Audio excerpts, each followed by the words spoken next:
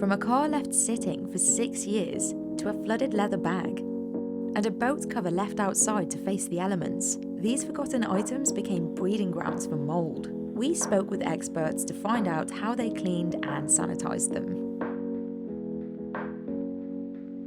Our first expert is Brent DeChesa from WD Detailing. He shows us how he and his team clean a car filled with rainwater and mold. They start by pumping oxygen into the car using an ozone machine. The oxygen suffocates and kills bacteria.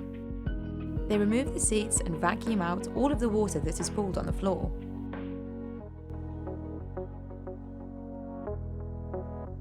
Because the sunroof of the car won't close, rainwater has dripped inside and collected for 6 years.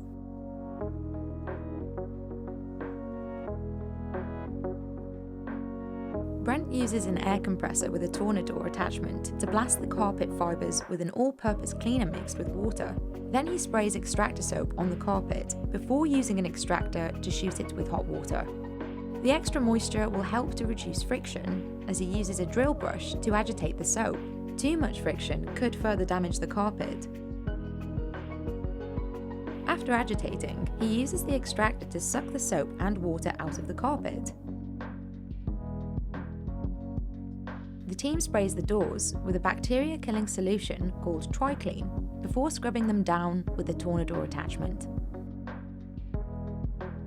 To dry the doors, they use a microfiber cloth and another tornador attachment that blows out air. They vacuum the seats to collect any surface debris and then spray them with a leather cleaner.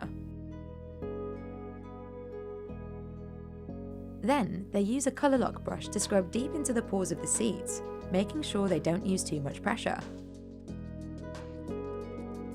The team sprays the seats again and uses a steamer to kill any lingering bacteria. To clean the wheels, they start by pressure washing them to remove initial dirt and grime. Then they spray them with heavy acid, agitate them, and wash away the solution. Mold is even accumulated on the exterior of the car, so they pressure wash it twice, applying paint-safe degreaser between sessions. Finally, they spray soap onto the car using a foam cannon, wipe it down with microfiber mitts, and rinse it with water. To prevent a car stored outside from becoming mouldy, it's best to store it under a car cover or tarp. Our next expert is Charlotte Sturck from the Handbag Clinic. She demonstrates how her team restores a leather handbag that looks unsalvageable due to mold growth. This handbag was sitting in the back of its owner's wardrobe when a pipe burst, leaving the perfect environment for mold to spread. After assessing the handbag, an artisan from Charlotte's team begins scraping the mold away using a variety of hand tools. Metal tools can be used in areas where the leather is harder wearing or the mold is not sticking to the bag. Otherwise, a wooden tool is used to avoid scratching the leather.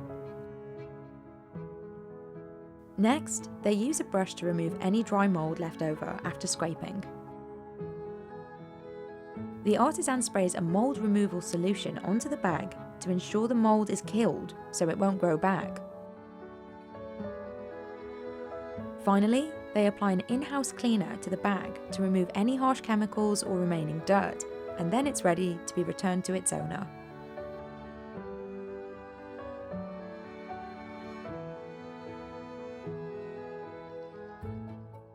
This cover certainly did its job protecting a boat from the elements, but now it needs a good cleaning. Mike Sadowski from Chet's Cleaning gets it looking as good as new. Mike sprays the mouldy boat cover with a chemical solution called DOT, and then allows it to dwell for at least 30 minutes. Then he uses a machine called a Cymex to agitate. The Cymex gently pulls apart the fibres of the boat cover so that dirt, mould and grime can be released. He power washes with soap and water to further break up the dirt, and then he uses a broom to push the pooled water off of the boat cover. This helps him see whether he's missed any spots. Mike puts the boat cover into a bath to rinse off the chemicals, and then runs it through a rinse wringer to squeeze out the water and power wash it one more time before hanging it to dry. Mike recommends getting boat covers cleaned when they start to look dirty. Applying water repellent can also prolong the life of a boat cover.